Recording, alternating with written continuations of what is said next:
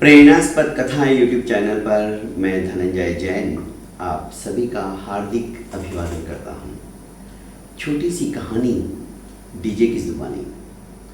दोस्तों, एक गांव के कुएं में 3 कुत्ते भयंकर झगड़ा करते करते गिर पड़े और उसी कुएं के अंदर मर गए।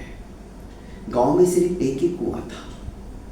अब गांव के लोगों को पीने के पानी की बड़ी तंचाई महसूस होने लगी।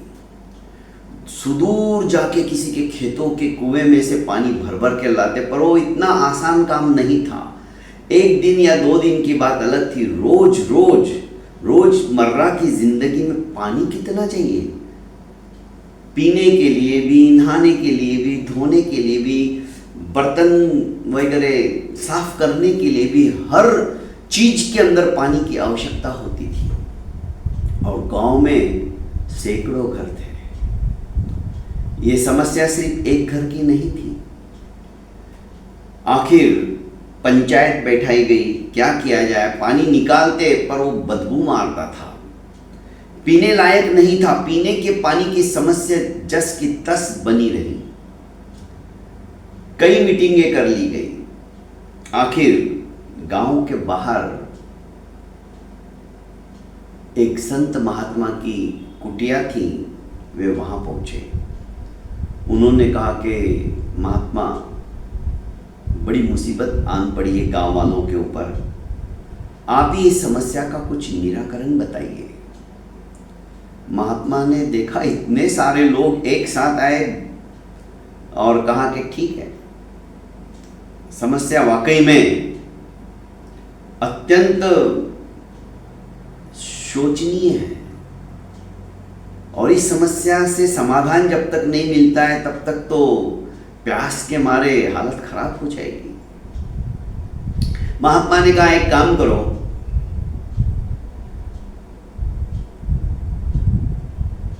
उस कुएं के अंदर सुगंधित द्रव्य डाल दो। डाल दिया गया, पर समस्या वैसी की वैसी बनी रही। वापस आए, एक काम करो, कुछ पूजा करवा लो। पूजा करवा ली, प्रसाद बंटवा दिया गया, यज्ञ हवन कर दिए गए, पर समस्या का समाधान नहीं हो पाया। महात्मा रोज उनकी समस्या सुनते, पर वो जस की तस। इतना सब कुछ करने के बाद भी पानी में से बदबू नहीं गई, तो महात्मा ने सोचा ऐसे कैसे हो सकता है, पानी पीने लायक क्यों नहीं हो रहा है। आखिर महात्मा ने कहा, चलो आज मैं खुद चल के देखता हूं। और महात्मा उस कुएं के पास आए हैं। कुएं में झांक कर देखा तो तीनों कुत्ते तो ऐसे ही मरे पड़े थे। महात्मा ने कहा, अरे बेवकूफो, तुमने इन कुत्तों को निकाला क्यों नहीं। जब तक निकालोगे नहीं तब तक चाहे तुम कितना भी सुगंधित द्रव्य डाल दो, कितनी भी पूजा पत्री करवा लो, कितना भी यज्ञ हवन करवा लो, प्रसाद बांट लो, कुछ नहीं होने वाला है। इन्हें पहले निकालो, उसके बाद सबसे पहले गंगा जल डालो और उसके बाद ये सारी क्रिया करो जो मैंने बताई है। देखो फिर पानी वापस पीने लायक हो जाएगा। गांव वालों ने वैसा ही किया, पर गांव वाले बोले, आपने तो पहले हमें ये बताया ही नहीं। अरे मूर्खों, तो ये बात तो तुमको समझनी चाहिए थी। खैर, अभी सही, अभी करो ये सब। और गांव वालों ने वैसा ही किया, पानी पीने लायक हो गया। दोस्तों, एक कहानी हमें बताती है, हमारा ये शरीर एक कुआं है और इसके अंतःकरण के अंदर 3 कुत्ते झगड़ा करते करते आके गिर पड़े हैं। इस शरीर में जो आत्मरूपी कुआं है ना, उसमें गिर गए हैं। वो है काम, क्रोध और लोभ। ये तीनों जब तक निकलेंगे नहीं तब तक तो दुर्गुणों की बदबू तो आती ही रहेगी।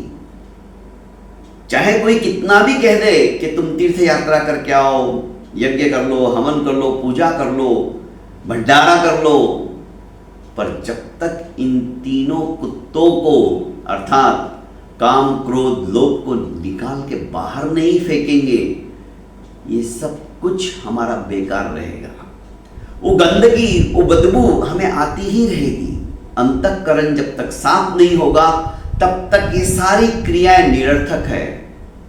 किसी ने कहा है बहुत सुंदर शब्दों में, जप तप तीर्थ सब होते बेकार, जब तक मन में भरे पड़े विकार। जब तक इन विकारों को हम निकालेंगे नहीं, तब तक ये सारी क्रियाएं निरर्थक है, बेकार है। दोस्तों, अंतःकरण को साफ कीजिए और देखिए जिंदगी जीने का कैसा मजा आता है। बहुत बहुत धन्यवाद। प्रणाम।